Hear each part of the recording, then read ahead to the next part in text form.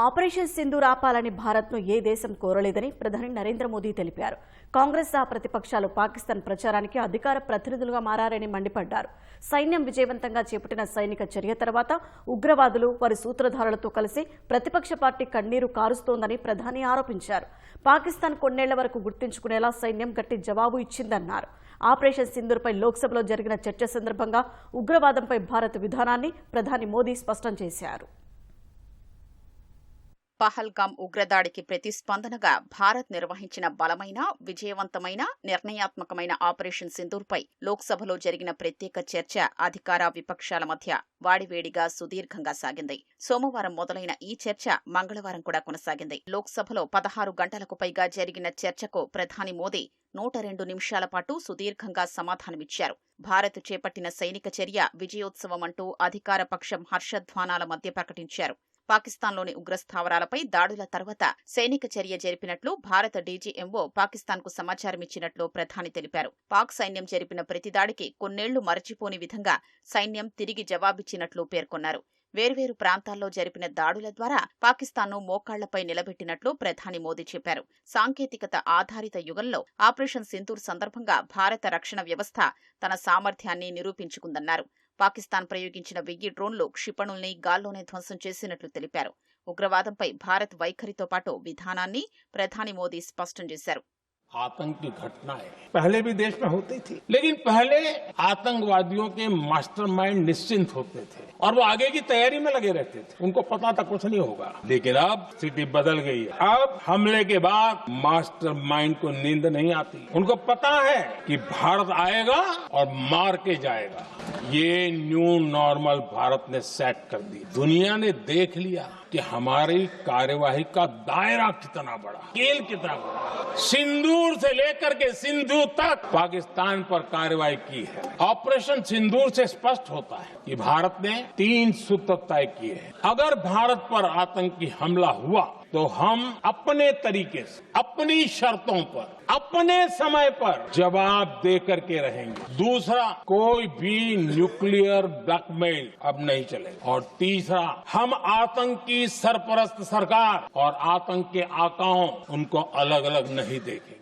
కాల్పుల విరమణకు అమెరికా అధ్యక్షుడు Donald Trump మధ్యవర్తిత్వం వహించారన్న ప్రతిపక్షాల ఆరోపణల్ని ప్రధాని మోదీ తోసిపుచ్చారు. 193 దేశాల్లో కేవలం 3 మాత్రమే పాకిస్తాన్కు మద్దతు ప్రకటించగా మిగతా దేశాలన్నీ భారత్ చర్యను సమర్థించాయని తెలిపారు. సైనికుల పరాక్రమాన్ని ప్రపంచమంతా చూసిందని, కాంగ్రెస్ మాత్రం వారి సాహసాన్ని గుర్తించకపోవడం బాధాకరమని ప్రధాని మోదీ అన్నారు. दुनिया में किसी भी देश ने रोका नहीं है.